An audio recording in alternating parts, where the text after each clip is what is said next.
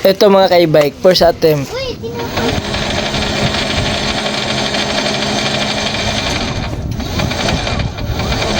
Diba ang ingay ng makina Tatanggalan niya? natin Second yung attempt na.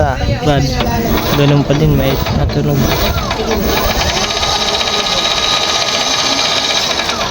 Hindi siya normal. Ay na! Ayaw umayos ng gearbox na to.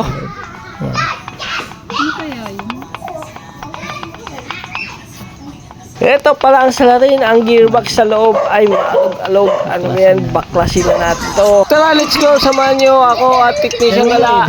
Wala, kailangan talagang baklasin to bago bagong e-bike. 3060 na green, kailangan nating ibaba ang pinaka-differential at baklasin ang gearbox kasi natunog sobra. Sobrang sakit sa tainga mga ka-e-bike. Kaya dito, binabaklas natin. Isa-isa natin yung tornilyo, siyempre. Gamitan lang po natin ng Allen 6. Grabe ba, no choice talaga. Dahil under warranty pa nga po, dahil 2 weeks pa lang or 1 week. May issue na agad, aray ko po.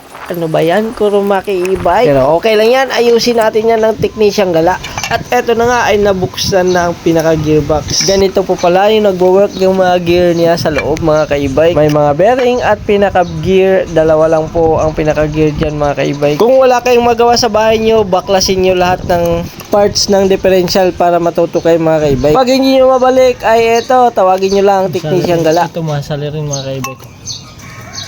Yan o.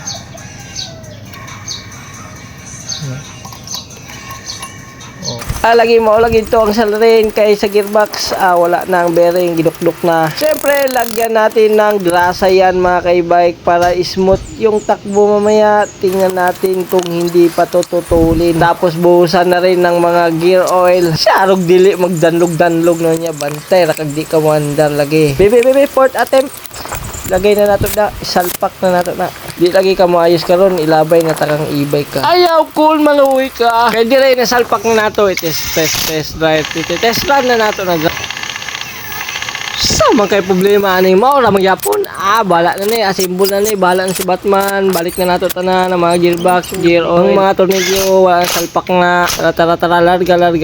Wala na pang 7, pang 8, pang 9, pang 10 na ni nga test. Paminawan nyo mga ka-e-bike kung okay na. Goods. Na magyapoy lagi tek unsam na oy. Bantog dai kay wala pa man na gear oil. Dire kay nabutangan na nato gear oil pero kulang pa gyud 120 ml lang atong ibuta. Dapat pala mga ka-e-bike is lagyan na natin ng gear oil yan para ganito kay smooth yung takbo niya mga ka-e-bike. Kaya goods na to. Test na natin mamaya. I-down na natin. Kung gusto niyo magpaayos sa akin, PM niyo lang po Technician Gala sa TikTok, Technician Jude, Kurumike e-bike. Hanggang dito na lang. God bless and peace out.